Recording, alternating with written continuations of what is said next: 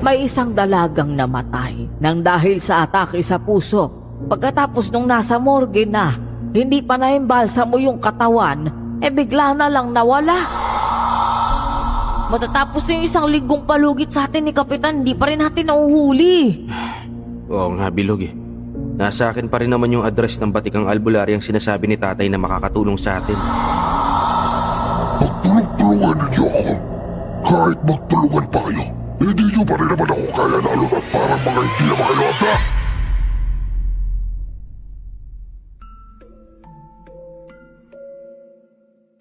Ang dahilan kung bakit tayo pumapasok sa paaralan ay para matuto tayo. Pero may mga kasanayan na hindi na kailangan pang pumasok sa eskwelahan para matutunan. Kasama na roon ang mga bagay na itinuturo ng ating mga magulang. Sa kaso ko, tatay ko ang nagturo sa akin kung paano maging isang magaling na manunugis ng aswang. At dahil batikan siya, inakala kong magiging batikan din ako kaagad. Magandang araw sa mga tagapakinig ng channel na ito. Sa araw na ito ay kukwento ko ang unang beses na muntik akong pumalpak sa misyon bilang isang manunugis at kung paano ko nakilala ang isang albularyang bumihag sa puso ko. Ako po si Vincent at ito ang aking kwento. Bago ko simulan ng storya, huwag kalimutang mag-subscribe bilang suporta sa ating channel. Oh, Bilog. Pasensya ka na. Manatili ka na lang muna ulit dito kila Aling Marta. Hindi ka talaga pwedeng sumama sa akin eh. Delikado ang trabaho ko. Alam mo naman yun, di ba? Pero kuya, ayoko talaga eh. Sige na, gusto ko sumama sa'yo eh. Pakiusap. Huwag ka na makulit. Kapag lumaki ka na, huwag maglala. Isasama kita sa mga misyon ko. Pero sa ngayon, bata ka pa eh. Huwag mo na munang isipin yan. Huwag ka matigas ang ulo, ha? Kuya, hindi pwede. Hindi ako papayag. Kapag umalis ka, susundan kita. Hahanapin kita. Sige ka, pag ako nawala, iyak ka rin. Lagot ka talaga kay tatay kasi pinabayaan mo ko. Di ba yung bilin niya sa'yo, alagaan mo ko? Tapos, iniiwan mo ko kay Aling Marta. Ayoko din eh. Ayoko sa kanya. Ay, Diyos ko tayo naman. Bakit mo nyo ba iniwan sa akin to batang to? Napakatigas ang ulo. Kuya, sige na. Kahit tawagin mo pa si tatay, hindi na mabubuhay yun. Sige ka talaga, mumultuhin ka ni tatay kapag hindi mo ako nilagaan. Dali na, sama mo na ako. Malay mo makatulong ako sa'yo. Paano ko naman makakatulong sa akin, Aber? Baka nga magpasaway ka lang dun. Baka kapag nakakita ka ng totoong aswang, matulala ka na lang bigla. Naku, hindi ka makakatulong sa akin. Mahirapan lang ako dahil may kasama akong bata. Paano kung mapahama ka, no? Dali na. Ayoko kay Aling Marte. Nung nakaraan na, pinaiwan mo ko sa kanya. Alam mo ba, yung binigay mong pera sa kanya, binili lang niya ng spaghetti sa Jollibee. Tapos, hindi niya pa ako binigyan. Kinain nila yun nung natutulog pa ako. Sabi pa ni Aling Marta, bilisan niyo, baka magising si Bilog. Oh. Laki ng binigay ko kay Aling Marta. Bukod pa yung panggastos niya para sa iyo, pagtapos hindi ka pala binibigyan. Hindi. Kuya, kawawa lang naman ako kay Aling Marte. Dali na, sama mo na lang ako. Turuan mo ako kumawak ng buntot pagi, mga ganun. Ay, nako, Bilog. Bata ka pa. Dapat, ang hinahawakan mo, lapis at papel. Pero ang gusto mo kagad matutunan, hawakan ng buntot pagi. Kapag tinuruan kitang manugis, baka mamaya di ka na mag-aaral niyan. Mag-aaral ako, syempre. Malapit naman na matapos yung pasukan eh. Kaya siguro pwede na ako umabsent palagi. Teka, paano naman yung mga exam mo? Kuya, grabe ka. Di mo na talaga ako mahal. Sinabi ko sa'yo nung nakaraang araw na tapos na nga yung exam, diba? Hindi ka talaga nakikinig sa akin eh. Tay, kunin mo na nga rin ako. Ayaw naman ako alagaan ni kuya eh. Uy, ano ka ba? Huwag kang magsalita ng ganyan. At saka, alam mo, ang dami mong palusot. Pinakuyawan ko sa'yo. O sige, sumama ka na. Yay! Basta siguraduhin mong hindi ka magpapasaway doon, ha? Makikinig ka dapat sa lahat na sasabihin ko kapag nandun na. Dahil hindi ko na mababawi kapag may nangyari sa'yo hindi maganda. Kuya. Pangako yan. Hindi talaga ako magpapasaway sa'yo. Magiging sobrang bait ako. Promise. Sige. Mag-impake ka na ng mga damit na dadalhin mo. Basta Sige. kapag nagpasaway ka, Hindi na ulit kita isasama sa susunod. Ibibili na lang kita ng spaghetti sa Jollibee. Yay! Wala na akong nagawa kundi isama si Bilog.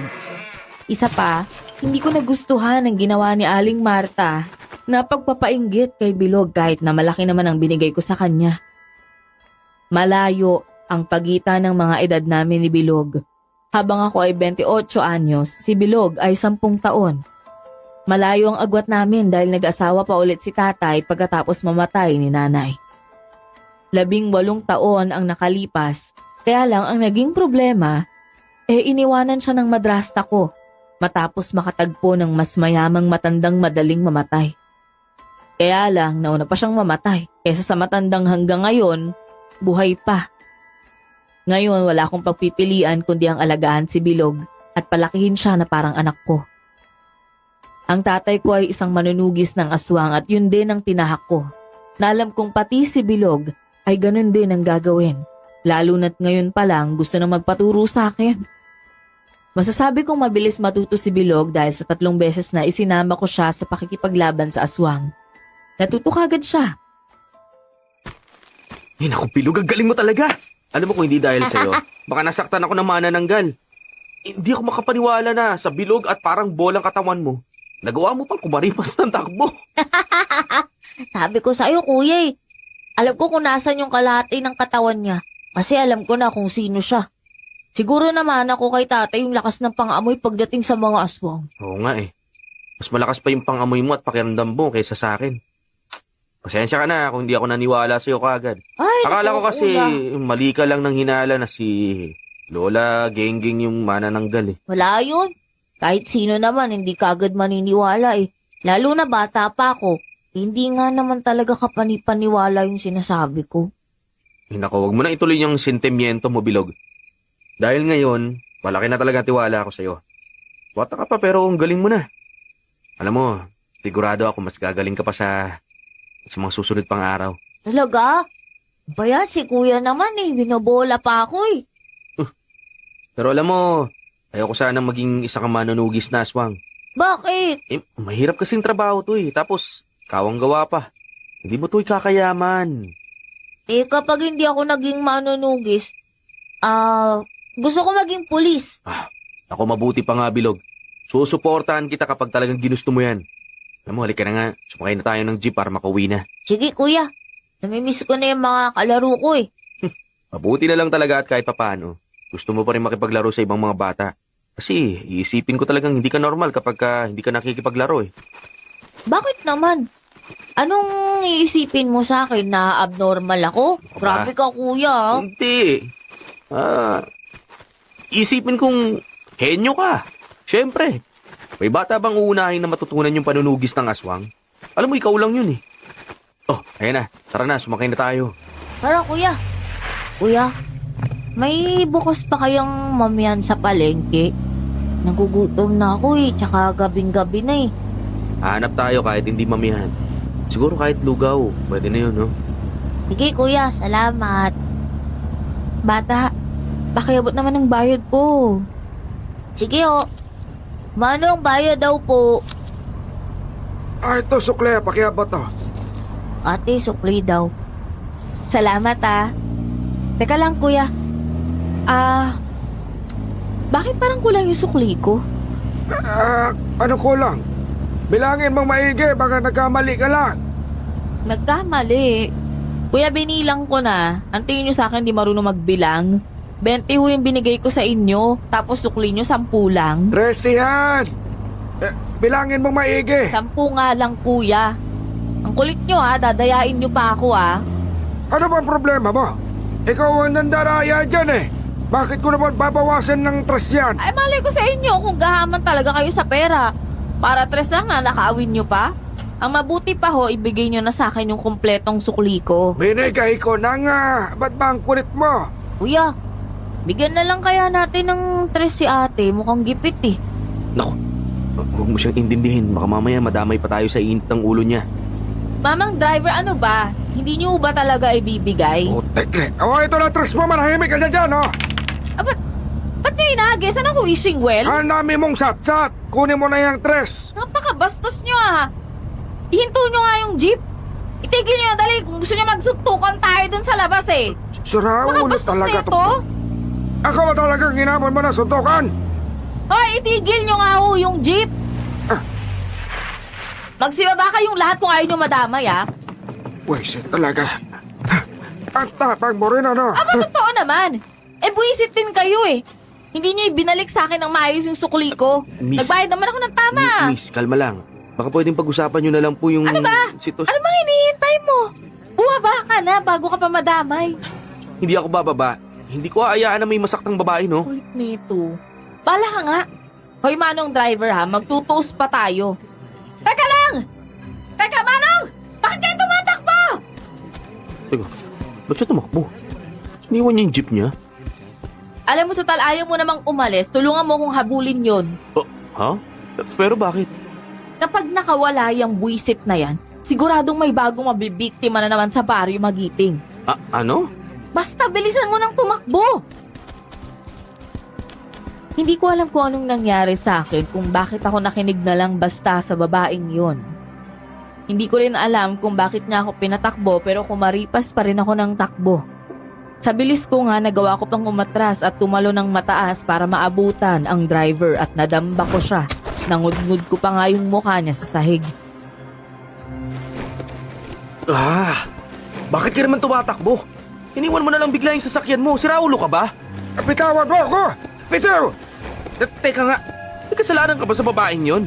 3 pesos na sukli lang pinag-aawayan nyo pa. Bitawan mo kung ako sabi! Putsa, ang kulit mo naman Huwag niyo hayaang makatakas yan ha! Muntik nang makatakas ang driver kung hindi ko lang nahablot ang buhok niya at hinila pabalik.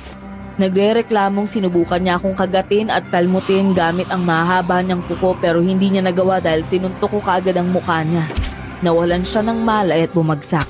Maya-maya pa dumating na si Sasha habang kasunod naman niya si Bilog na pagod ng tumakbo dahil sa layo ng tinakbo ng driver.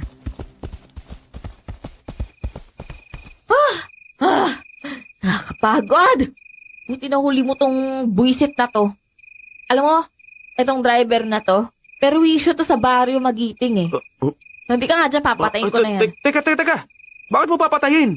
Ay, nga pala, hindi mo nga pala alam. Wala ka nga pala ang alam, no? Sige na, umuwi na kayo ng kapatid mo, ako na bahala dito. Bakit mo nga papatayin yan? Tao yan At pag sinabi ko bang aswang, maniniwala ka? Ano? Buwisit ka talaga, albularya ka! Kita mo, nagising na.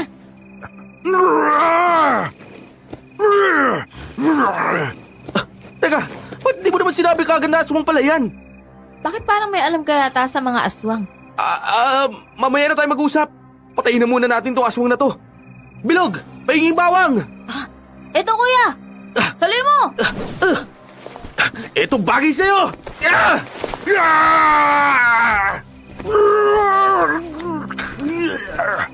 Hayaan nyo na may araw din kayo! Bukas umaga na, kaya talaga may araw. Ako na kukuha ng sisiw niya. Kailangan ko tong ipakitang ebidensya sa kapitan nila. Sige, pero sandali lang. Oh. Pwede ko bang malaman kung paano mo nalaman na aswang tong driver na to? Ay, nako, ilang araw ko na kasing minaman-manan niyang buwisit na yan eh. Umaakto kasi siya na parang normal na tao, pero ang totoo, aswang talaga siya. Sa mga pasahero siya nang bibiktima. At kung hindi natin siya nahuli kanina, malamang may nabiktima na naman siyang isa. Grabe. Malupit din ang disguise niya, no?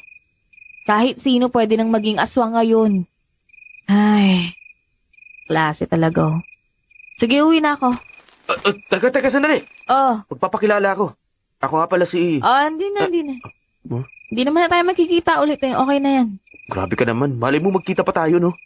At saan tayo magkikita? Albularya ka. Oh, tapos? Narinig kong... Ayun yung sabi ng aswang eh. Oh, tapos? Isa nga pala akong manunugis. Manunugis ng aswang. Oh, tapos? Baka mamaya magkatrabaho pa tayo sa susunod. Ikaw rin. Hindi ko kailangan ng katrabaho. Ako, kailangan ko ng katrabaho. Baka kailangan ko ng albularya. Kung kukunin mo kong albularya dahil lang trash mo ko, wag na. Okay na ako. Hello? Si ate, assuming oh. Ano ka ba, Bilog? Pasensya na, miss, ha? Sige na, okay na. Aalis na kami. Hindi ko nahihingin yung pangalan mo. Dali-dali na kaming umalis ni Bilog. Imbis na kausapin pa yung mayabang at puno ng bilib sa sariling albularya, gusto ko na lang sanang umalis. Ang totoo niyan, makikipagkaibigan sana ako. Mas maganda kasi kung marami akong kakilalang albularyo, kaya naman albularya. Mas marami akong pwedeng lapitan. Pero kung ganong klaseng tao lang naman, wag na. Pero inaamin kong maganda siya. Yun nga lang, mas bumabase ako sa magandang ugali. Umuwi na nga kami ni Bilog at nagpa siyang sumakay sa sumunod na jeep na dumating.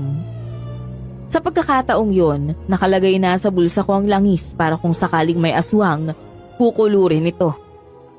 Mabuti na lang at wala ng aswang sa sumunod na jeep. Sa 2 taon ng pagiging manunugis ko, ngayon ko lang nalaman na pwede palang pati jeepney driver ay aswang. Ay, iba na talaga ang mundo ngayon. Ilang linggo na rin ang nakalipas at halos makalimutan ko na nga ang insidenteng yon pati ang babae. Wala rin masyadong misyon at bakasyon kaya halos nasa bahay lang ako pati na si Bilog. Kuya, sobrang init, no? At hindi kaya tayo mamasyal sa dagat ngayon? Naku, mabuti pa nga. Alam mo, tagaktak na rin yung pawis ko sa sobrang init, oh. Ano ngayon na, kuya? Oh, tara. Kumuha ng mga damit mo na panligo, ah. Sige. Huwag mong kalimutan ang brief mo. Baka mamaya umuwi ka na naman na aalog-alog yan. Oo na, kuya. Nagdala naman ako kaya hindi ko na makakalimutan. O sige, maghahanda lang din ako ng pangmerienda natin. Okay. Pipitas ako ng mga saging na saba. Tapos magkakatay ako ng manok para may pang-adobo tayo. Uy, gusto ko yan, kuya. Tapos ihawin natin yung saba, ah. Ako nang bahala sa mga damit natin. Tara na! Sige na, masok ka na sa loob at maganda, ha? Ay, grabe, ang init ngayon. Oh. Hindi mo kaya tatawag sa ganitong kainit? Babae ang nagsalita nang sagutin ko yon. Ang inaakala namin ni Bilog na paliligo sa dagat, nauwi sa pagpunta namin sa Karatig Baryo sa San Isidro. Ang sabi ng tumawag, siya raw ay sekretarya ng kapitan at nagpapatawag daw ito ng manunugis dahil sunod-sunod ang pagkawala ng mga bangkay sa baryo nila. Dismayado tuloy si Bilog habang nasa biyahe kami papunta sa kabilang baryo. Sobrang haba ng nguso niya at hindi na nagsasalita sa inis. Uy, Bilog. Sorry na. Hindi ko naman ginusto na ngayong araw tayo magkakaroon ng misyon, eh. At saka hindi na natin to pwedeng tangyan. Ang tagal na nang huli nating nagkaroon ng trabaho. Magbabayad nga raw kaagad kapag nakarating tayo ron, eh. Nalap ko naman yun, kuya, eh. Nakakainis, eh. Basta, huwag kang mag-alala. Pagkatapos nating mahuli at mapatay ang aswang, maliligo tayo sa dagat, ha? Sige. Ay, naku, ang init-init pa naman. Yung iba nga, ang sarap ng paliligo sa dagat, eh. Tapos tayo, aswang yung inaatupag. Hayaan mo na. Malapit lang naman tayo sa dagat, eh. Kahit hindi bakasyon, basta't wala tayong trabaho, maliligo tayo. Sige, kuya, ah. Ay, nga pala. Anong klaseng aswang daw yung kakalabanin natin? Sa ngayon, hindi ko pa nasisigurado dahil wala pa tayo ron. Basta ang karaniwang nawawala raw ay mga katawan ng mga namatay ng tao. Kung hindi balbal, busaw ang kalaban natin. Dali lang yan. Malalaman agad natin kung sino yan dahil sa lahat ng mga aswang, balbal o busaw ang pinakamababaho talaga. Kahit na, kung tayo magpakampante, Bilog. Alam naman natin ang mga aswang pwedeng gumamit ng mga espesyal na langis para magtago ng amoy nila. Kagaya nung may nakalaban naman tayong asbo, di ba? Itinago niya ang pagkaswag niya gamit ang medalyon niyang may basbas ng mga nakatataas na aswang. Kaya, ayun, di natin siya nahuli agad. Kaya mabuting maging matalino tayo sa mga hakbang na gagawin natin, Bilog. Sabagay. Kuya, sana matapos tayo agad. Kasi gustong-gusto ko na talaga maligo sa dagat, Oo na. Huwag ka na mag-alala. Mabilis lang nilipas ang mga araw. Umikit ka lang ngayon, magugulat ka. Ayun, may pasok ka na ulit sa eskwelahan. Kuya naman, eh. O bakit? Ayaw mong pumasok? Ayoko na sana, eh. Alam ko naman na kung anong magiging trabaho ko tapos mag-aaral pa ako. Ano ka ba? Mas maganda kung may pangalawang option ka.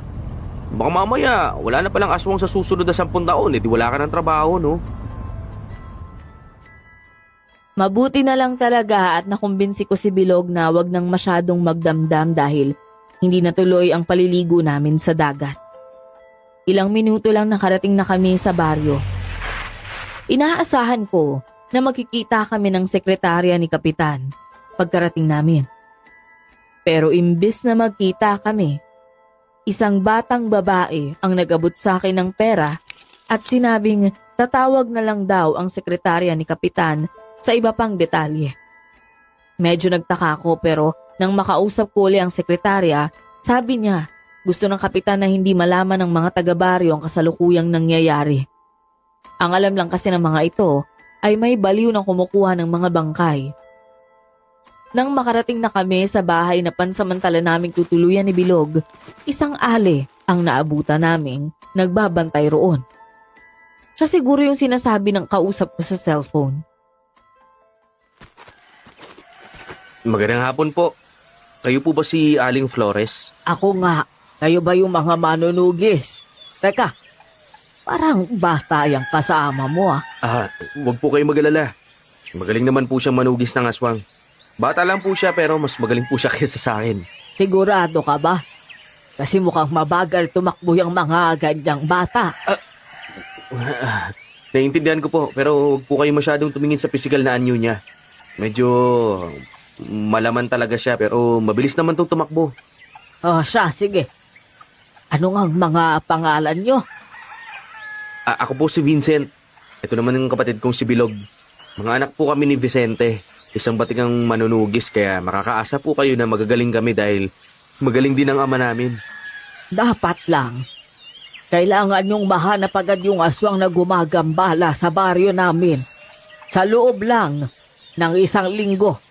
Hindi pwedeng mas lumalang mga nangyayari sa baryo. Pwede ho bang malaman kung ano pong eksaktong nangyayari sa baryo ninyo? Hindi ho kasi sinabi sa amin yung mga detalye ng sekretarya ni Kapitan eh. O sige. Alam nyo, 1 buwan matapos maupo ni Kap sa pwesto bilang kapitan, may isang dalagang namatay nang dahil sa atake sa puso. Bata pa yon, nasa mga 20 anyos. Kaya ipinagtataka nila kung paano siya'y natake sa puso. Maganda naman ang kalusugan. Pagkatapos nung nasa morgue na, hindi pa naimbalsa mo yung katawan, bigla na lang nawala. Hanggang ngayon nga hindi pa nahahanap yung bangkay. Ganun po ba? Kung sariwang bangkay ang kinukuha ng aswang, maaaring busaw ang aswang na yun. Siguro nga. Hindi ko nga rin alam, basta ang sigurado lang ni Kap. Aswang daw. Nababahala nga dahil sa pamumuno pa raw niya talaga nangyari ang mga ganitong bagay. Kahit sino naman po mahirapan talaga sa ganitong sitwasyon.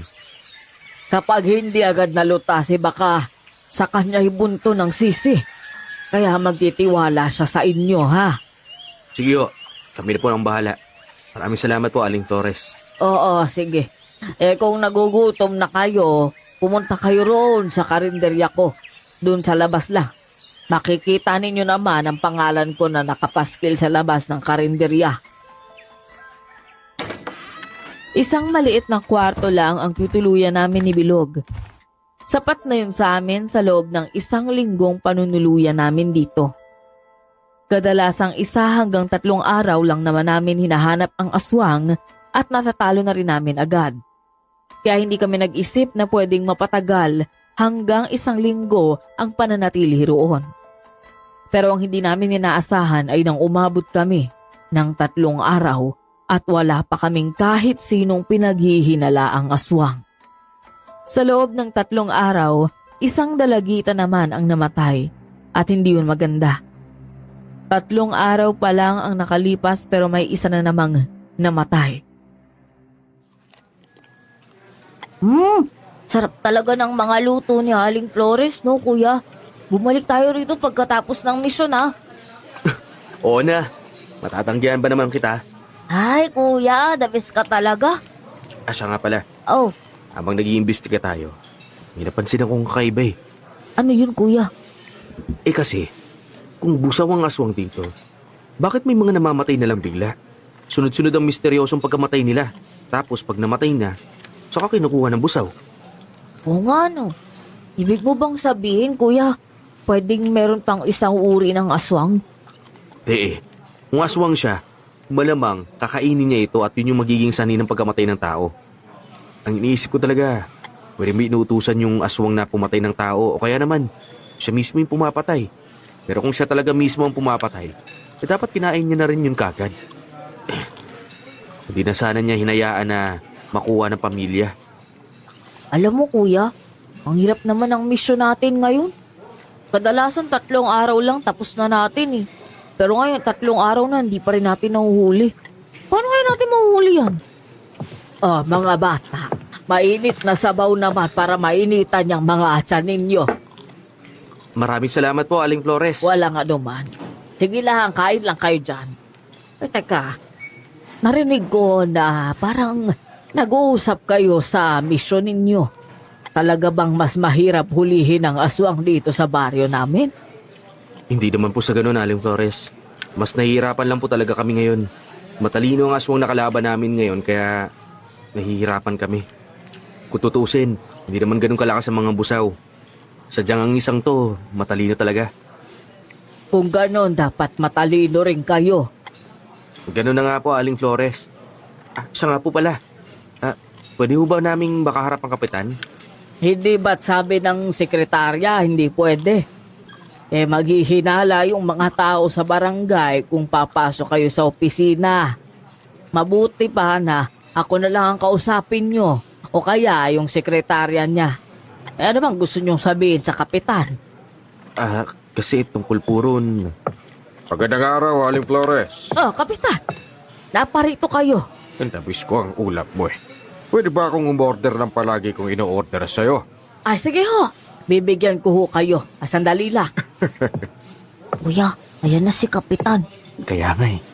Kailangan natin siya makausap. Ano pa tatanong mo sa kanya? Sigurado kasi ako na may alam siya tungkol sa mga kaso ng pagkamatay. Gusto ko lang makita yung report ng mga pulis. Baka mamaya may mahanap tayong ebidensya sa kung sino ang kasabwat ng busaw. Ganun po ba?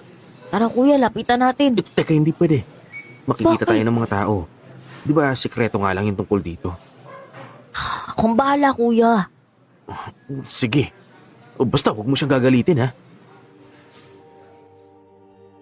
Nginitian lang ako ni Bilog bago tumayo sa kanyang kinauupuan, dumiretso sa katabing lamesa kung nasan si Kapitan. Naririnig ko lang din ang pinag-uusapan nila ni Bilog dahil katabi lang ako. Malayo kami sa ibang mga tao na narito kaya hindi maririnig ang mga usapan nila. Magandang tanghali po, Kap. Kap, magandang tanghali, oh. Magandang tanghali din, bata. Ngayon lang kita nakita dito sa baryo ko. Bagong salta ka ba rito? Kung hindi niyo po na itatanong, kami po yung kausap niyo na mga manunugis. Manunugis ng mga aswang? Oh, ayun yung kasama ko. Si Kuya Vincent po yan. Pero, kayo pala. Pero pwede ko bang malaman kung bakit ikaw ang kasama niya? Lalo na't bata ka. Marunong ka ba talaga makipaglaban sa mga aswang? Ay, magaling ho ako. Alam niyo, ilang aswang na nahuli ni Kuya Vincent na kasama ko eh. Kaya wag ko kayo mag-alala sa akin, kaya ko yan. Hindi ba't tinatago ito sa publiko? Bakit mo naman ako kinakausap ngayon? Dito pa sa maraming tao. May gusto lang po sana kaming hilingin ni Kuya eh. Kung gano'n, bukas na lang ng umaga. Yung maagang-maaga, yung hindi pagising ang mga tao. Pumunta kayo sa bahay ko. Doon natin pag-usapan. Sa ngayon, hindi pwedeng may makakita sa atin dahil, alam mo na, ayoko matakot ang mga tao tungkol sa mga ganitong bagay. Sige ho, sabihin ko kay Kuya. Sigurado rin naman akong naririnig niya. Oo nga ho eh. Sige po, balik na po ako sa mesa namin. Sarap po yung luto ni Aling Flores, no? Sige lang ho, kain lang po kayo. Hindi ko alam kung bakit iba ang kutob ko kay Kapitan Tiago. Habang kausap siya ni Bilog, ang tono niya ay para bang wala siyang alam. Para bang ngayon niya lang nalaman na ganito kami. Pero sa kabilang banda, kung hindi niya alam, sino ang nag-uutos sa amin? Imposibleng bayaran kami ng malaking halaga ng isang sekretarya lang. At saka, ano bang pakialam niya sa problema ng baryong to? Pinag-isipan kong maigi ang tungkol sa bagay na yon. Hanggang sa makauwi na kami sa tinutuluyan namin ni Bilog. Kuya, parang kanina ka pa tulala. Pasensya ka na. May iniisip lang ako. Ano yun, kuya? Dapat dalawa tayo nag-iisip. Ano ka ba? Siyempre sasabihin ko naman sa'yo, pero bukas na lang. Pagkatapos ng pag-uusap natin ni Kapitan. Ayaw ko na munang sabihin sa'yo nang hindi ako sigurado sa iniisip ko. Sige, kuya. Pero, may tanong lang ako. Oh, ano naman yun? Bakit ayaw sabihin ni Kapitan yung tungkol sa aswang sa mga tao rito? 'Di ba? Mas maganda nga kung sabihin sa mga tao para maging maingat sila. Yan nga mismo ang dahilan eh. Hindi niya gustong ipagsabi para hindi matakot ang mga tao. Para hindi sila mataranta. Pero ba't sa ibang baryo pumapayag silang malaman ng mga tao? Kita mo dun sa baryo kung saan manananggal yung naging kalaban natin. Pinag-ingat ng kapitan yung mga tao dahil sa gumagalang manananggal. O di walang lumalabas na tao. At doon natin nahuli yung manananggal. Bilog. Iba-iba naman ang pamamaraan ng mga kapitan. Kung ang pagtatago sa mga tao ang sa tingin ni Kapitan Tiago na mas mainam para sa baryo niya, yun ang gagawin niya. Sa tingin mo ba, ang mundo natin, hindi nababalot ng misteryo? Baka nga may mga alien talaga eh, at nakakausap na ng gobyerno natin. Pero hindi pa rin pinapaalam sa atin para hindi magkagulo ang mga tao. Sa bagay. Tama ka, kuya. Parang artista, no? Hindi pwedeng makita na nandun sa lugar na yun kasi baka pagkaguluhan eh. Tama! Matalino ka talaga, Bilog. Naiintindihan mo kaagad yung paliwanag ko. Siyempre. Alam mo, mabuti pa, matulog na muna tayo. O siguraduhin mong saradong-sarado ang mga bintana, ha? Okay, Papasukin kuya. tayo ng aswang. Sige. Ako nang bahala sa pinto. Okay po. Bago kami natulog, nilagyan ko ng walis na nakabaliktad ang likod ng pinto. Habang si Bilog naman ang naglagay ng asin at bawang sa mga bintana. Ganito talaga ang ginagawa namin sa tuwing may misyon kami. Mas mabuti ng sigurado kaysa kami pang mapahamak, imbis na kami ang magligtas. Kinabukasan, tulad ng usapan, maaga kaming bumangon para puntahan ang bahay nila Kapitan Tiago. Hindi pa sumisikat ang araw pero nakagayak na kami. O Bilog, ikwintas mo na tong medalyon. Muntik mo na naman makalimutan. Oo nga, kuya. Salamat. Kailangan natin maging maingat kay Kapitan Tiago. Kaya maglagay ka na rin ng asin at bawang sa bulsa mo. Bakit, kuya? Basta, sumunod ka na lang sa akin, Bilog. Dahil ho ba kayo nainala si Kapitan? Sa tingin ko, napansin mo rin kahapon, no? Oo. Hindi kasi siya makatingin ng diretso sa akin eh. Parang may tinatago siya. Yan nga rin ang iniisip ko kagabi, pero bigyan natin siya ng tsansa. Baka naman masyado lang tayong mapanuri dahil nga hinahanap natin yung aswang. Sige kuya. O siya, tara na. Puntahan na natin si Kap. Bago pa lumiwanag sa labas. Baka mamaya may makakita pa sa atin eh. Malapit lang sa bahay na tinutuluyan namin ang bahay ni Kapitan, kaya hindi kami tumagal ng 10 minutong paglalakad. Nakarating na kagad kami ron. Nakakatakot sa sobrang tahimik. Isang gwardyang nagpapasok sa amin. Sabi niya, binili na raw sa kanya ni Kapitan na darating kami kaya hinayaan niya kaming pumasok. Kuya, nakakatakot naman dito. Parang hante daw si bahay ni Kapitan eh. Ano ka ba? Sa dami ng aswang na napatay natin, mas natatakot ka pa sa lumang bahay? Yung mga aswang kasi kuya, nakikita natin eh. Yung mga multo, hindi. Naniniwala ka pa talaga sa mga multo? At saka patay na yon at kaluluwa na. Ano pang laban nila sa atin? Ay naku kuya, hindi natin alam yun. Yung mga multo, nakakasanib yan sa tao. Talagang napakamapanganib nun. Ano ka ba naman? Hindi multo ang may gawa nun, kundi demonyo. Ang kaluluwa ng tao sa oras na mamatay na, napupunta na sa langit o kaya naman sa impyerno. Bakit may mga nagmumulto? Naniniwala ako na mga demonyo lang ang gumagawa nun at niloloko lang nila ang mga tao para mawala sa pananampalataya nila. Kaya ikaw ha, palagi kang magdadasal. Anong dapat ipagdasal? Magandang umaga ho, Kapitan Tiago. Pasensya na ho, ito kasing kapatid ko natatakot daw po sa bahay ninyo eh. Hindi na bagong makarinig sa akin niya. Nakakatakot naman talaga dahil masyado ng luma. Siguro kailangan ko na talagang iparenovate ang bahay ko. Galing pa kasi ito sa mga ninuno ko eh. Antigo po pala yung bahay ninyo. Oo, ito na lang ang ipinamana nila sa akin. Kaya lang hindi ko kagad mapa-renovate eh. Siyempre, hindi naman ako mayaman para makapagpagawa agad. Mag-iipon pa ako. Hindi ko maatim na kurakutin ang pera ng mga tao ng baryo ko para lang magpaayos ng sarili kong bahay. Tama ho kayo, Kap. O siya, sige, pumasok na kayo sa loob ng bahay ko. Mas maliwanag doon dahil may ilaw para hindi matakot itong si Bilog. Pinapasok kami ni Kapitan, pero taliwas sa inaasahan ko na hindi na masyadong nakakatakot ang loob. Mas nakakatakot pa ito. Sobrang luma na ng loob. May mga nakadisplay na mga buto ng hayop sa dingding, mga lumang painting at kung ano-ano pang antigo. At ang amoy, masyadong luma.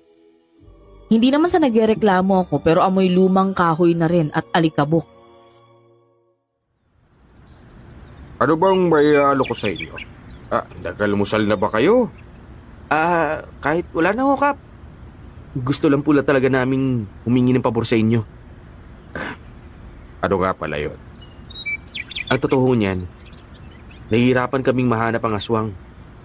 Ito ang unang pagkakataon na hindi namin mahanap ang aswang eh. Kadalasan, 3 araw lang. Pero ngayon, pang-4 na araw na. Kung ganoon, ano naman ang maitutulong ko sa inyo? Meron po bang record ng barangay ninyo tungkol sa mga namatay na tao at nawawalang bangkay? Mayroon naman. At bakit mo naman ito naitanong? Pwede po bang makahingi ng kopya? Baka sakaling makakuha kami ng ideya kung sino ang aswang. Sige. Kung kailangan ninyo, gagawin ko na paraan. Ipapaabot ko na lang kay Aling Flores ang mga kailangan ninyo. Maraming salamat ho, Kap. Walang anuman. Siya nga pala. Ang sekretarya ko ang nakausap ninyo, tama ba? Opo. Bakit hindi nyo ba alam? Oo. Alam ko naman. Sa dami lang talaga ng ginagawa ko sa barangay, ay nalilito na ako sa mga ipinapagawa ko sa mga tauhan ko. Ganun po ba? Sa bagay, mahirap nga naman po talaga maging isang pinuno ng baryo. Kung pwede lang pagsisihan, hindi ba? Pero masaya naman ako na nagagawa akong paglingkod sa mga tao. Ang pagiging isang pinuno po talaga, dapat bukal sa puso. Tama ka dyan, Iyo. O siya, alam kong abala rin kayo. Kailangan ko na rin gumayak at pumunta sa barangay, ha? Sige ho, Kap. Maraming salamat po sa pagbibigay ng kahilingan namin. O siya, sige. Mag-iingat rin kayo sa pag-uwi. Matapos makipag-usap kay Kapitan Tiago, umalis na kami ni Bilog pabalik sa tinutuluyan namin. Ilang oras matapos namin siyang makausap, dumating si Aling Flores.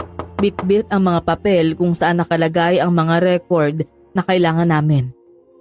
Pero nang matingnan namin ang record, wala pa rin talaga kaming makitang kakaiba. Masyadong wais ang aswang na yun. Ang totoo, ang tanging pinaghihinalaan ko lang ay si Kapitan Tiago. Kakaiba ang kutob ko sa kanya.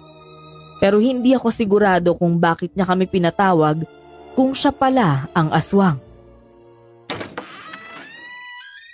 Magandang gabi, Vincent. Bilog. Magandang gabi rin po, Aling Flores. Oh, nakabihis na ba kayo? Halina kayo at pumunta tayo dun sa unang araw ng lamay. Opo, Aling Flores. Hinihintay lang po namin kayo. Bilog, tara na. Kadalasan, unang araw pa lang ng lamay kinukuha na ng busaw ang bangkay. Yun ay dahil gusto ng busaw ng sariwang bangkay. Pero minsan, nasasalisihan niya ang morgue. Nakukuha niya roon ang bangkay. Sa pagkakataong yun, hindi niya nasalisihan kaya sa burol na siya pupunta. Siguradong bantay sarado na rin ang mga tao. Lalo na dun sa bangkay ng dalagita. Oo, bantay sarado nga. Pero sa oras na mamatay ang mga ilaw, mabilis na sumusugod ang busaw. Ganun naman talaga ang taktika ng mga busaw eh. Aling Flores, kung may pagkakataon ba, pwede bang tulungan mo kami? Lalagyan ng pilak na bala yung loob ng kabaong. At paano naman natin gagawain yon? Kayo po ang kapitbahay. Baka po pwedeng sabihan natin ang magulang ng namatay. Sige, ibigay mo yung pilak na ilalagay sa loob at gagawa ko ng paraan. Ito po. Ako nang bahala. Maraming salamat po, Aling Flores. Sana ngayong gabi natin mahuli ang busaw. Sana nga, para matapos na ang kalbaryong ito. Nang makarating kami sa lamay, marami nang nakabantay na tao sa paligid ng kabaong.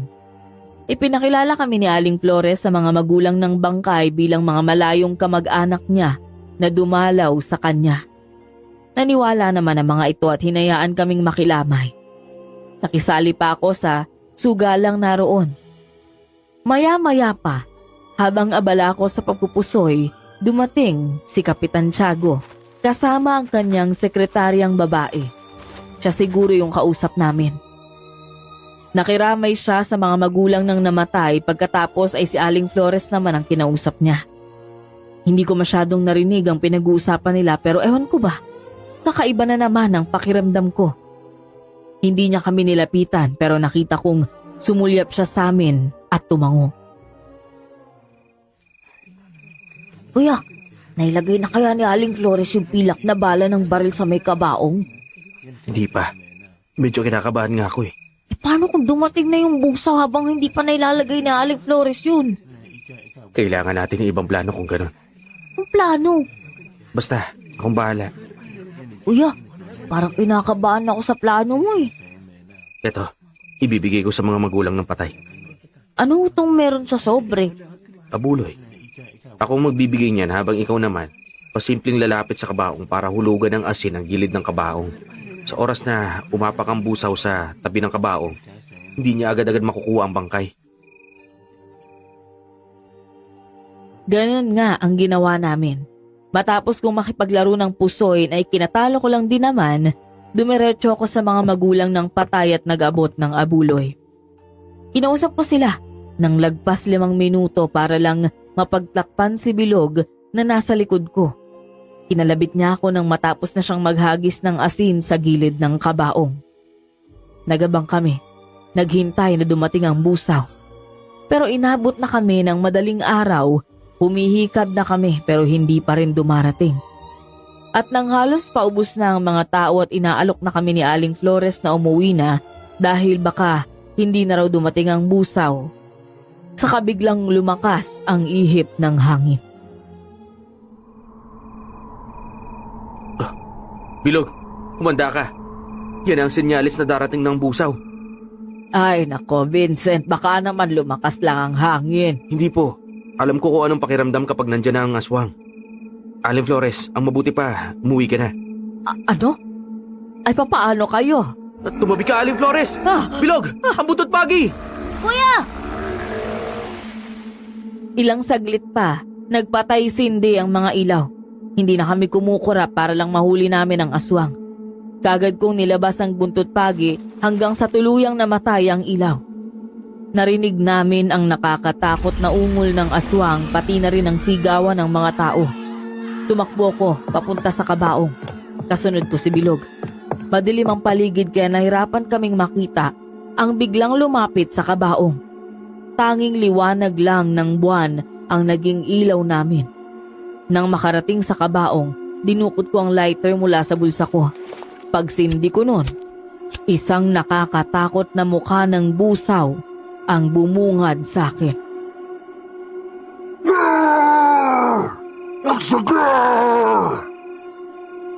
Namilog ang mga mata ko nang sakto sa harap ko siya nagpakita. Napayaw siya sa matinding sakit dahil naapakan niya yung asin. Kaagad namang nahipa ng hangin ang apoy sa lighter kaya nagawa niyang makatakas. Kuya! Kuya, sa kaliwa tumakbo yung busaw! Bilisan mo! Bilisan mo, Bilog! Kumuha ka ng asin at tagisan mo siya! Ito, kuya! Aray ko, kuya! Bilog, ano nangyari sa'yo? Sakit! Bilog, nasa ka ba? Sinubukan kong buksan ulit ang lighter at nang sindihan ko yon, nakita ko si Bilog na nakahandusay sa sahig.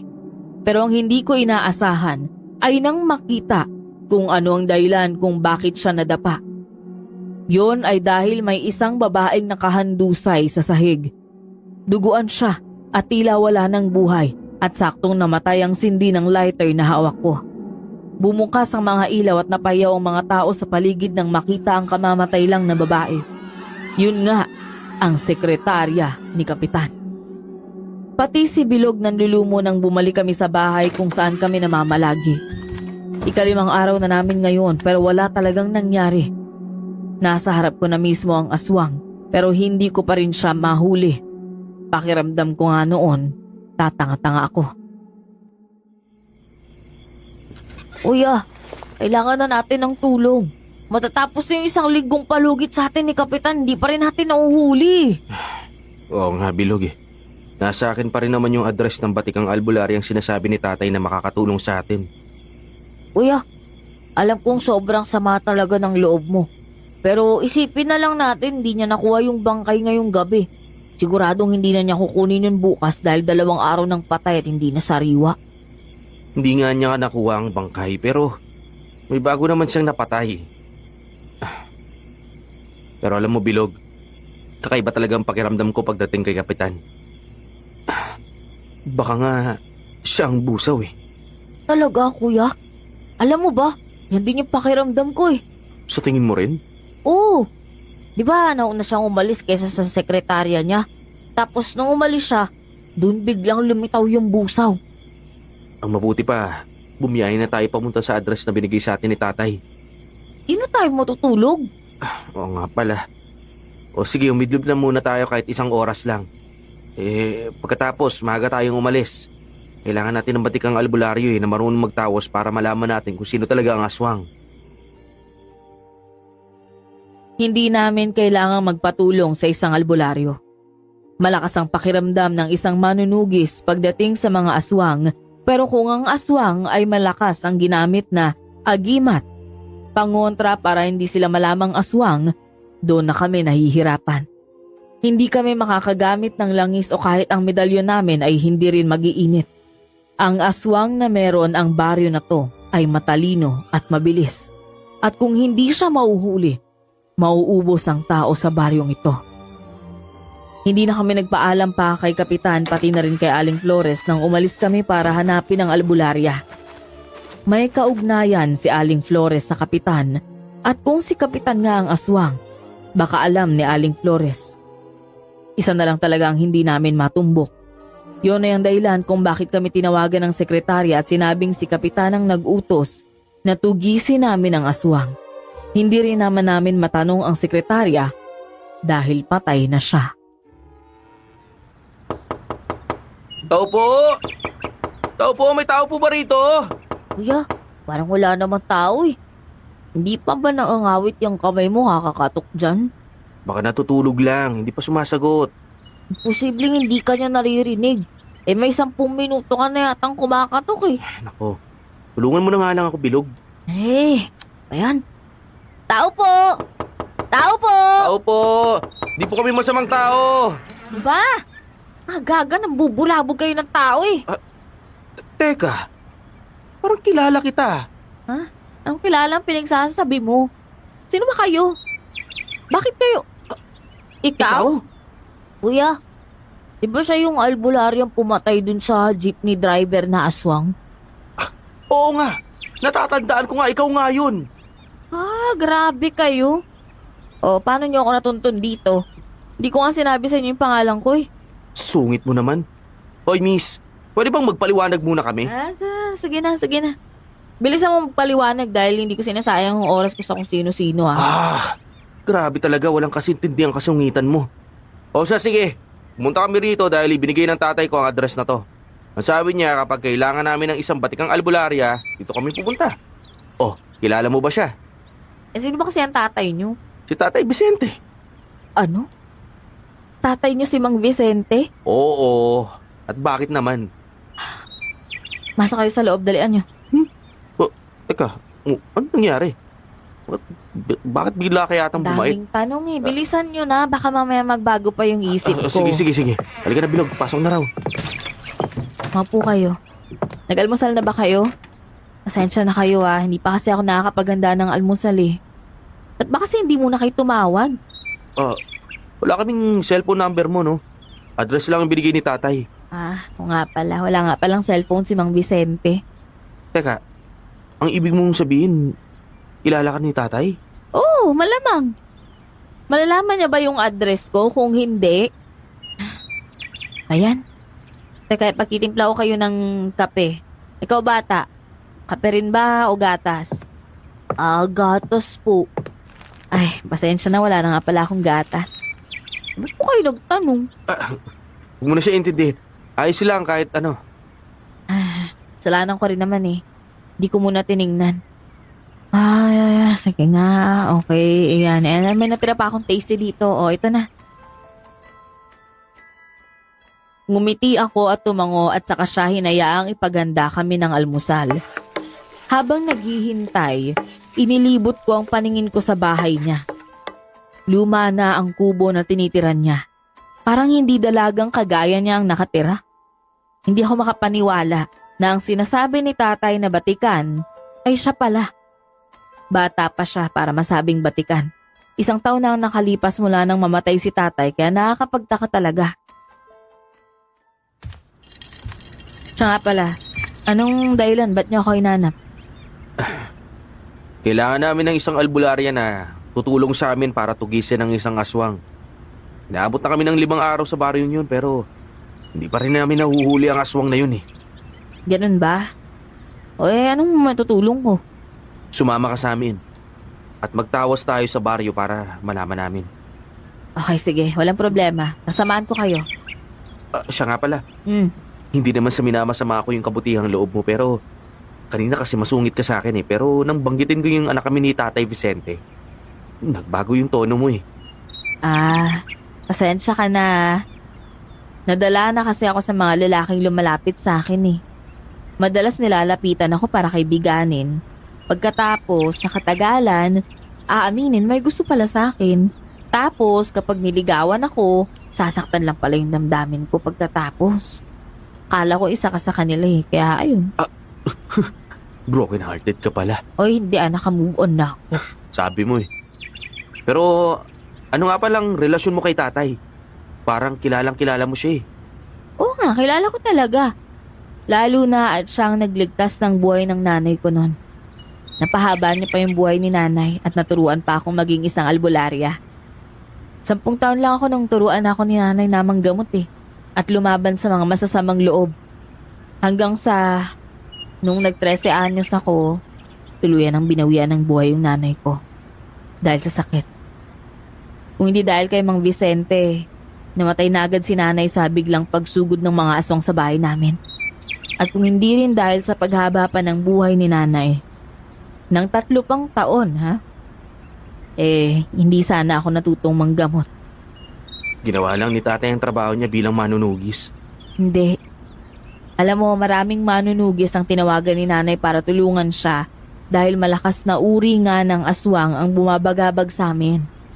Tanging si Mang Vicente lang ang tumanggap sa hinihinging tulong ni nanay.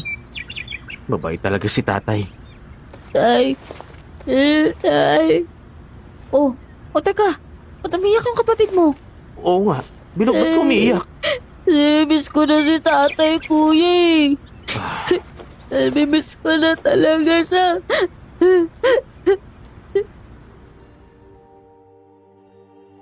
Napabuntong hininga na lang ako sa biglaang pag-iyak ni Bilog. Nasaktan ako para sa kanya. Munti ko nang makalimutan na ang kapatid ko ay 10 taong gulang pa lang, pero kailangan niyang umasta bilang matanda. Nakalimutan kong bata pa pala siya at minsang nangungulila sa ama. Hinayaan muna namin siyang umiyak hanggang sa pakiramdam niya gumaan na ang loob niya saka lang namin siya nilapitan. Para mahimasmasan, pinainom siya ni Sasha ng tubig. Salamat po sa tubig, Ate Sasha. Ayos na ba yung pakiramdam mo, ha? Opo. Ayos na ako, ate. Pasensya ka na, Bilog ha. Pasensya na at kailangan mong mabuhay sa walang amang pamilya. Lalo na sa murang edad. Mukha ba, kuya? Para namang may babalik pa natin si tatay kung mangingi ka ng pasensya. Tsaka, minsan ko lang na po naaalala si tatay. Ang mabuti pa, malis na tayo. Balik na tayo sa San Isidro, baka makapambiktima pa ulit yung busaw eh. Lalo na kamamatay lang nung sekretarya ni Kapitan. Mabuti pa nga. Sasha, Oh, ayos lang ba kung aalis tayo kagad? oo naman. Pero sana, baka naman pwede niyo akong paliguin, di ba? Bagong gising lang ako eh. Pagkaligo nga at pagkatapos mag-ayos ng gamit nitong si Sasha, umalis na kagad kami para puntahan ang San Isidro. Maraming dinalang gamit si Sasha. May ilang mga gamit na hindi ko pa nakikita dahil ito pa lang ang unang beses na magpapatulong ako sa isang albularya. Saglit lang kaming nawala sa San Isidro, pero isang masamang balita ang bumungad sa akin. Ay, Diyos ko, Vincent, Bilog! Saan ba kayo nang galing? Kaninang madaling araw, tuluyan nang nakuha ng busaw yung bangkay na pinantayan nyo kagabi. Ano? Umalis kami para humingi ng tulong, Aling Flores. Hindi na namin kinaya kaya kailangan na namin tumawag ng isang albularya. Ano? Akala ko ba kayo lang ang tutugi sa mga aswang? Paano yan? Kailangan ba niyang karagdagang bayad niyan? Hindi, huwag na po kayong mag-alala, Aling Flores. Ako na pong bahala kay Sasha. Malaki ang binayad sa amin ni Cap at kaya mahahatian po namin siya. Hindi po namin kailangan ng pera. Mas kailangan po namin na mahuli ang aswang. Masyado na hong nakakalungkot ang mga nangyayari. Responsibilidad naming iligtas ang bawat tao dito sa baryo ninyo. Nailigtas nga namin ang mga nakaburol kagabi pero ngayon naman nakuha pa rin. Kaya sa lalong madaling panahon, dapat mahuli na natin siya. Ay, kung yan ang kailangan niyong gawin para mahuli yung aswang, wala na akong magagawa. Sige, hahayaan ko na kayo. Maraming salamat po, Aling Flores. Pasensya na ho at nagsisimula na pong magtawo si Sasha. Kailangan na namin kumilos sa lalong madaling panahon. Babalitaan ko na lang po kayo sa oras na may malaman kami. Sige, aalis na ako at kailangang may magbantay ng karinderya. Sumama talaga ang loob ko na nakuha pa rin ng busaw ang bangkay ng binantayan namin. Masyadong mabilis ang mga pangyayari. Nakukonsensya rin ako na hindi ko nagawang iligtas ang sekretarya niya kahit na naroon lang din ako sa lugar kung saan siya napatay. Dapat ako ang nagligtas sa kanya.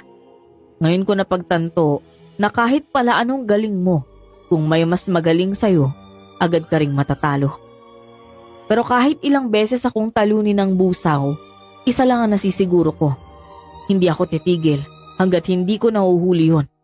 Hindi kami aalis dito kahit mamulubi kami at hindi nabayaran pa ni Kapitan Tiago.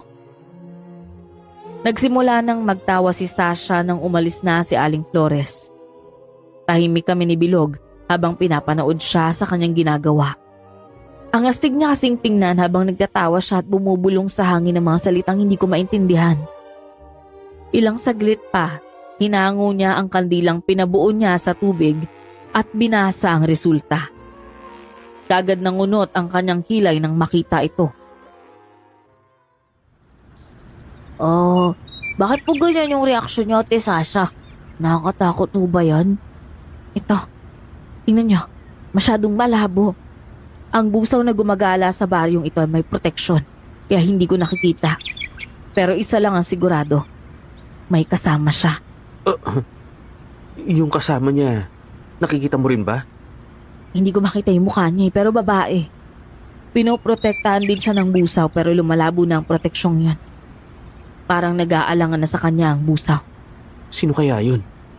Ang hirap hulaan kung sino ang busaw sa baryong ito. Pero sigurado ako may pinaghihinalaan ka. Sabihin mo lang sa akin kung sinong pinaghihinalaan mo. Huwag mong pigilan. Ang kapitan, sa lahat ng tao nakasalubong ko rito sa loob ng 5 araw, siya ang kahina-hinala. Pero ano? siya rin ang nag-uutos na tumawag ng manunugis ng aswang. Nakausap mo siya ng harapan? Sinabi niyang tugisin mo yung aswang? Hindi. Yung sekretarya niya, yun yung nag-uutos sa akin. Oh, nasaan na yung sekretarya niya? Wala na. Namatay na siya eh. Baka nasa morgue na ngayon yung katawan niya. Teka, naisip ko, Sasha? Sige, sabihin mo. Pwedeng hindi talaga si Kap ang nag-utos sa amin. Yung sekretary niya talaga. Siya lang siguro talaga ang may gustong kumausap sa akin. Tama. Pwedeng nalaman niya ang katotohanan ng isang busaw si Kapitan. Kaya nagpatawag siya ng manunugis para tugisin ito. Bakit siya tumawag at nagpakilala na sekretarya siya ni Kapitan? Ha? Anong sinasabi mo, Bilog? Naisip ko lang kuya. Kung nalaman niya yung totoo tungkol sa pagkatao ni Kap, dapat hindi niya ginamit yung pagkatao niya bilang sekretarya. Kasi pag nalaman ni Kap, mapapatay siya. Oo nga, no? Teka, bakit hindi ko naisip yan? Ang ibig sabihin, may iba pa. Ang malapit lang kay Kapitan Tiago ay si... Aling Flores. Alam nyo, hindi niyo naman na pala ako kailangan eh. Sadyang in denial ka lang, Vincent. Ayaw mo lang talagang aminin na si Kapitan talaga ang busaw. Ang hirap kasing paniwalaan. Para kasing imposible. Minsan, ang imposible, pwedeng posible. Sa susunod, huwag mong iisipin ang mga bagay na imposible sa trabaho natin. Dahil alam mo na lahat yan posible. Sige na, bilisan na ninyo. Lumabas tayo at manmanan si Aling Flores. Sa oras na mahuli natin siya, kukumprontahin natin siya. Pero paano po kung aswang si Aling Flores? Hindi siya aswang, Bilog. Imposible makahawak ng pilak na balang isang aswang. Kuya, ang gusto ko lang talaga malaman ay kung bakit hindi niya na lang sinabi sa atin ng direkta. Gusto ko rin malaman yan, Bilog. Kung una pa lang sinunod ko na ang kutob ko, baka hindi nangyari ang lahat ng ito. Pinagsisisihan kong hindi ko pinakinggan ang kutob ko. Kundi dahil kay Sasha hindi pa ako matatauhan na baka nga si Kapitan Tiago talaga ang busaw. Bago kami pumunta sa karinderya ni Aling Flores, nagplano na muna kami ng dapat naming gawin. Puno ng tao ang karinderya nila dahil tanghalian. Ang construction worker ay doon din kumakain. Magandang tanghali sa inyo. Napadaan kayo. Gusto ko sana ipatikim kay Sasha yung luto ho ninyo. Ay, ganun ba? O itong specialty ko ang ipatikim mo, kari-kari yan. Salamat po, Aling Flores. Ito po yung bayad. Ay, wag na. Libre na yan. Ay, hindi po. Ano ka ba? Malulugi po yung karinderya ninyo kapag palaging libre ang pagkain na binibigay niyo sa amin. Hindi naman palagi. Nung isang araw, binayaran mo nga ako. Sige na ho, tanggapin niyo na lang ho ito. Ay, siya, sige na, akin na nga. Salamat po, Aling Flores. Tara na, Sasha. Doon na muna tayo maupo. Inalam mo na ba kung karne talaga ng baboy o manok yung ginagamit niya? Oo naman. Hindi ako kakain dito kung hindi ko alam, no? Karne to ng baboy. Eh, lason kaya? Hindi kaya may lason to? Pati sana namatay na kami ni Bilog. Anong ibig mo sabihin ba? Na nilalason niya yung kumakain dito para mamatay? Pwedeng ganun nga ang ginagawa niya. Teka, kung nilalason niya ang mga biktima niya, hindi ba malalason din yung aswang kapag kumain siya ng bangkay na may laso ng katawan? Kailangan nating malaman kung ano ang ibinibigay niya sa mga biktima para mamatay. Malalaman din natin yan habang nag-iimbestiga tayo tungkol sa kanya. Minanman na naming maigi si Aling Flores. Pagkatapos naming kumain sa karinderya niya, sa labas ng karinderya nag-abang sina Sasha at Bilog. Habang ako naman ay pumuslit sa may kusina para malaman ko kung anong ginagawa niya roon. Habang naghihintay, napansin ko may pumasok na magandang dalaga at umorder ng ginataang langka. Pumasok na muna siya sa loob ng kusina. Nakita kong dumukot siya mula sa bulsa ng suot niyang duster at saka inilabas ang isang maliit na bote. Kulay pulang likido ang laman nun. At nang ilalagay na sana niyang likido sa ginataang langka, agad akong lumabas mula sa pinagtataguan ko na ikinabigla niya. Vincent, anong ginagawa mo rito? Ikaw ang dapat tatanungin ko, Aling Flores. Ano yung hawak mong pulang likido? Bakit mo yung binubuhos sa ginataang langka? Pampasarap lang naman ito ng pagkain. Huwag ka na magpalusot, Aling Flores. Huling-huli ka na eh. Hindi. Pakinggan mo ako, Vincent. Pakinggan mo muna ang paliwanag ko. Makikinig po ako sa paliwanag nyo. Pero hindi mababago ng paliwanag mo ang ginagawa mong pagtulong sa pagpatay ng mga biktima. Wala akong ibang pagpipilian. Pinalabas na namin lahat ng mga tao sa karinderya. Bakit niyo pinalabas? Hindi pa nagbabayad yung mga yon. Hindi mo na kailangan ng bayad sa oras na makulong ka. At bakit ako makukulong? Wala naman akong ginawa kundi ang sundin ang mga inuutos sa akin. Anong inuutos sa'yo, Aling Flores? Sabihin mo sinong nag-uutos sa'yo? Ano ba talagang ginagawa niyo? Bakit niyo ako ginigipit? Hindi ba tinahanap ninyo ang busaw? Bakit parang ako ang itinuturo ninyong salarin eh, hindi naman ako aswang? Hindi ka nga aswang. Pero tinutulungan mo ang busaw, hindi ba? Hindi ganito yung inaasahan kong mangyari. Hindi ganito yon. Aling Flores, kailangan mong aminin na totoo. Dahil kung hindi mo aminin sa amin, hindi namin maiintindihan kung bakit mo tinutulungan si Kapitan Tiago. Alam mo na, si Kapitan Tiago ang busaw. Hindi mo pa inaamin, huli na sa bibig mo. Sabihin mo, bakit mo siya tinutulungan? Tao ka, Aling Flores. Hindi mo nga dapat tinutulungan ng isang aswang eh. Wala akong pagpipilian. Kailangan kong gawin dahil kung hindi ko gagawin, ako ang Di ba? ako mayayari. Pwede ba, Aling Flores, sabihin mo na? Habang tumatagal na tinitiko mo yung bibig mo, mas maraming tao yung namamatay eh. Kapag nagsabi ako ng totoo, makukulong ako, hindi ba? Sa oras na pinakain mo ng laso ng customer mo, alam mo sa sarili mo makukulong ka. Ngayon, kung may konsensya ka, aaminin mo ang lahat para makabawi ka sa lahat ng mga taong pinatay mo. Nang dumating yang si Tiago sa baryo, hindi ko alam na isa siyang busak. Naging magkaibigan kami. Binigyan niya ako ng negosyong itong karinderya. Sa kanya ang puhunan nito. Pinuno niya ako ng luho. Ang hindi ko alam, may kapalit ang lahat. Binigyan niya ako ng boteng may lamang kulay pulang gamot. Noong una, hindi niya sinabi kung anong laman nun. Basta sabi niya, kapag may customer na mukhang malusog, lagyan ko ng gamot yung ulam. Magulat na lang ako nang mamatay yung babaeng nakakain ng ulam. Pagkatapos hindi mo malang siya sinumbong sa otoridad? Sinubukan ko. Pero nahuli niya ako. Pinakita niya sa akin ang pagkatao niya na aswang siya. Ang sabi niya, kapag isinumbong ko siya, papatayin niya ako. At ang mga anak ko, sila ang gagawin niyang pagkain. Alam niyo, hindi ako takot na mamatay pero hindi ang mga anak ko. Mag-isa lang siya pero natatakot ka na baka patayin niya ang anak mo? Hindi siya mag-isa. Marami sila. Ang ilan ay nasa loob ng barangay. Kung ganun, kilala mo ang lahat? Hindi lahat pero may ilan. Si Kapitan Tiago, siyang pinuno hindi ba? Oo, siya nga. Kung ganun, aalis na sila sa baryong ito kapag napatay natin ang pinuno nila. Anong mangyayari sa akin ngayon? Ano pa ba? Hindi kailangan mo pagbayaran ng mga nagawa mo, Aling Flores. Pero hindi kami mga pulis, kaya si Kapitan Tiago lang ang kailangan namin tugisin. Kaya lang, Ano? gusto lang hong malaman kung sino ang tumawag sa amin. Alam namin na hindi sekretarya ni Kapitan, hindi ba? Ako ang nagpatawag sa inyo. Dahil sukang-suka na ako sa pinapagawa sa akin ni Tiago. Hindi ko na kaya. Alam kong mali ang ginagawa kong pagpapanggap na sekretarya niya. Nang dahil sa akin namatay yung kawawang babae na yon.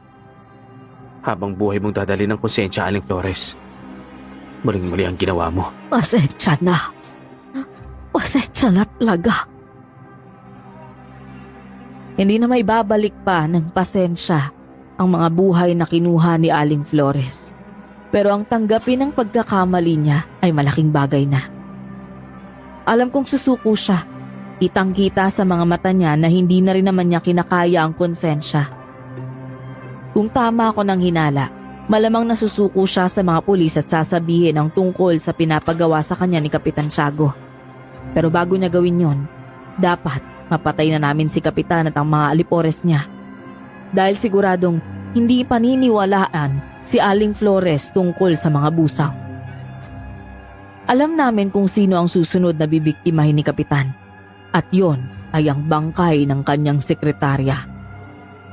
Kaya naman inalam namin kung saang punerarya dinala ang bangkay, saka kami nagplano ng dapat gawin para mahuli siya. Pumasok kami sa punerarya. Kinasabot namin ang embalsamador at madali naman siyang kausap. Sinabi niya sa amin na isa na siya sa pinaghihinalaang kumukuha ng mga bangkay at para mapatunayang hindi nga siya ang gumagawa nun, pumayag siya sa mungkahi namin. Nung dumating ang oras na sinabi ng embalsamador kung kailan daw nawawala ang bangkay, nagpanggap akong tulog. Ilang saglit pa, narinig ko na ang mga kaluskos. Bumukas ang pinto at may pumasok na masangsang ang amoy. Mas masangsang pa sa nabubulok na bangkay na nasa loob ng kwartong ito. At nang kukunin na niya ang bangkay, nagmulat ako ng mga mata at nagsalita. Anong ginagawa mo dito, Kap? Ano ginagawa mo rito? Hindi ba tinutugis ko nga ang mga aswang? Walang hiya, Flores yan.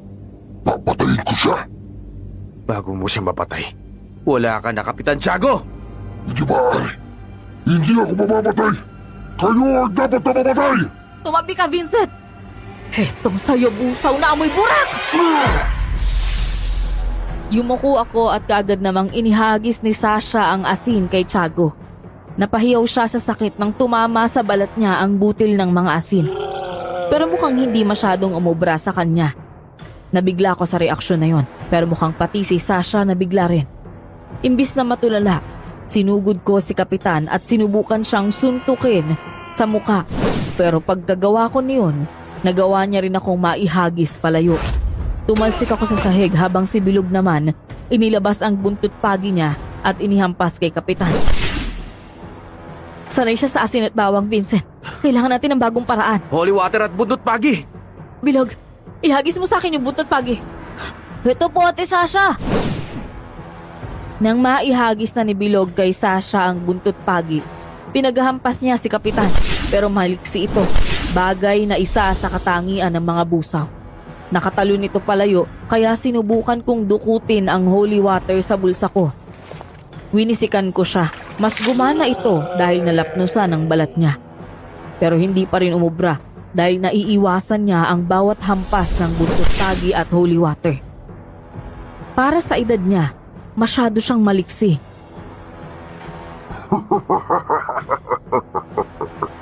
Wala pala kayo binatbat. Isa lang akong busaw. Pero hindi niyo ako mapatay-patay. At tagal niyo nahulaan kung sino ako. Mayabang ka, Kapitan Tiago. Matalino ka lang pero sigurado akong wala yung talino mo ngayon. Hindi na ako nakatiis pa. Dinampot ko ang kung anumang madampot ko sa loob ng kwarto. Isang scalpel ang nakuha ko. Binuhusan ko yun ng holy water bago ako sumugod sa kanya at sinubukan ko siyang saksakin gamit yun. Tawa ng tawa si Kapitan Tiago nang dahil sa ginagawa ko. Mapapatay pa ako na maliit na yan. Mapapatay ka nito. Halika, subukan mo. Sige, magtapak-tapakan ka pa! Siya naman ngayon ang sumugod sa akin. Gamit ang mahahaba niyang kuko, nagawa na akong sugatan sa pisngi pero hindi sapat para masaktan ako. Tinantad ko siya ng saksak sa balikat. Sinusubukan ko siyang punteryahin sa leeg o sa mukha pero mabilis siyang nakakaiwas. Parang hangin ang bilis niya. Maya-maya pa nakarinig ako ng malakas na lagutok mula sa likod ni Kapitan. Si Sasha pala na ngayon ay may hawak na buntot pagi. Sige, pagtulong-tulungan ninyo ako. Kahit magtulungan pa kayo. Hindi nyo pa rin naman ako kaya lalo at parang mga hindi naman kayo handa. Sino may sabi sa yung hindi kami handa? Ito ba? Ito ba yung hindi handa? Ano yan? Sigurado akong hindi ka bulag, Kapitan. Kaya patay ka na ngayon. Napanganga ako ng isang mabilis na galaw, iwinasiwas ni Sasha ang balaraw. 2 taon na akong isang manunugis pero hindi pa ako nagkakaroon ng balaraw. Nasira kasi yung kay tatay noon kaya wala akong namanang ganon. Malakas ang balaraw.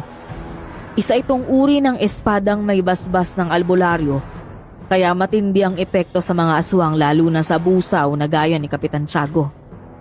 Sinubukang umiwas ni Kapitan pero sadyang mabilis at sunod-sunod ang pag-atake ni Sasha. Hanggang sa isang mabilis na galaw, nasaksak ni Sasha ang dibdib ni Kapitan. Napaubo ito at tuluyang nahulog sa sahig. Hindi ito mapapalagpas na mga tauhan ko. Talagang hindi nila mapapalampas sa pagkakataong malaman nilang patay ka na. Tataka sila at mangingibang baryo dahil hindi nila kaya ang albularyang kagaya ko. Naintindihan mo? Napakayabang mo. Dahil may pagyayabang ako. Mas idiniin pa nga ni Sasha ang pagkakasaksak sa dibdib ni Kapitan Tiago. Hindi nagtagal, napaluhod ito at tuluyan nang namatay. Bumagsak ang kanyang katawan sa sahig habang si Sasha ay binunot ang balaraw mula sa wala ng buhay na katawan ni Kapitan Tiago. Unti-unting nanuyo ang balat nito at naging tila kahoy na at mas sumangsang pa ang amoy. Nakipagtulungan kami sa embalsamador na nakausap namin. Pinairam na kami ng body bag at isinakay namin sa karo ang napakabahong katawan ni Kapitan Tiago.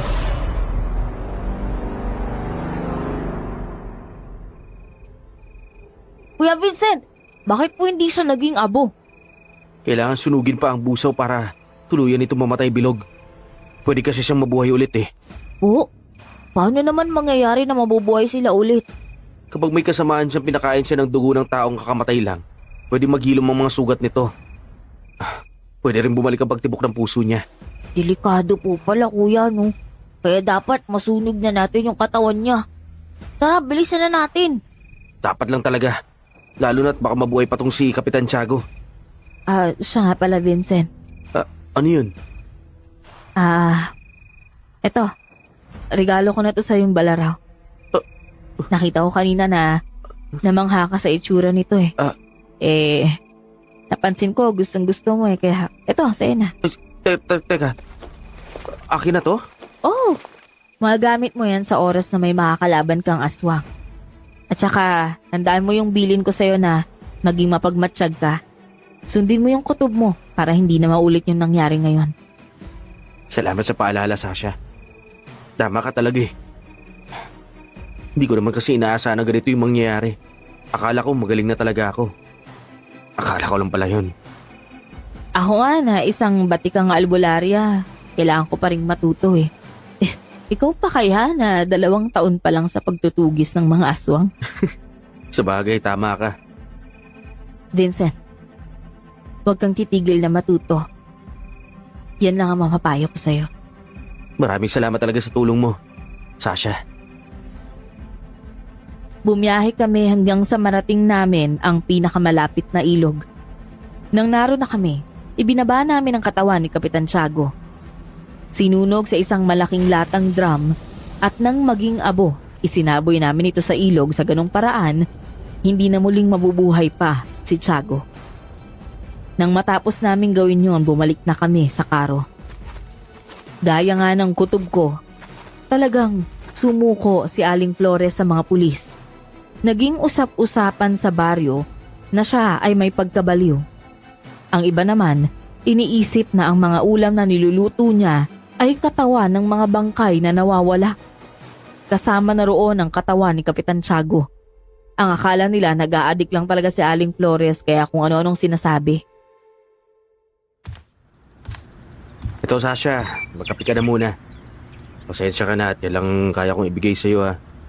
Wala kasing iba rito sa bahay namin eh. Sus, ano ka ba? Ayos lang yun. Pero sana juice man lang, no? Init-init ng panahon, kakape tayo dito. Masarap naman ang kape sa taginit, di ba? Oo nga pala, no? Nasa Pinas tayo. May ugaling magkape kahit sobrang init. Nga pala. May balita ba kayo kay Aling Flores? Medyo curious ako kung ano nangyari na sa kanya eh. Ang balita ko, nakakulong na habang buhay. Nakakaawa siya, no? Biktima lang din naman siya ni Tiago eh. Oo, pero kung sa umpisa pa lang ginawa na niya kung anong tama, pwede sana hindi siya nakulong. Mali ang pumatay ng tao kahit pa inutos pa yan ng kahit sino. Tama ka. Kahit kailan ang pagpatay ng tao ay hindi magiging tama. Nga pala, Balak namin pumunta sa dagat bago matapos ang bakasyon. Baka lang gusto mong sumama. Okay lang. Pero, huwag ka maakit sa akin pag nag-swimsuit ako ha. Mag-swimsuit ka ba? O ano naman? Ate Sasha, tingnan mo si kuya namumulaw. Ikaw Vincent ha, sinasabi ko sa'yo, bawal yan.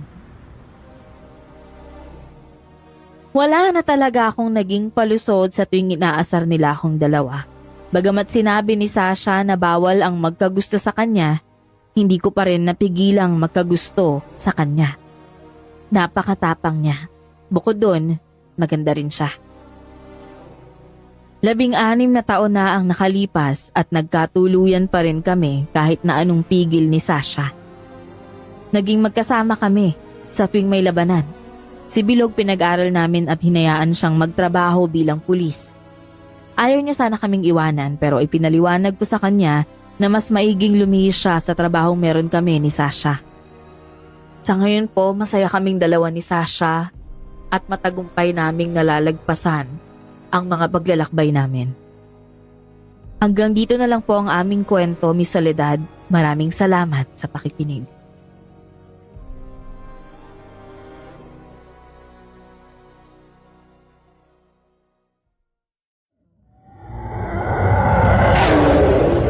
May isang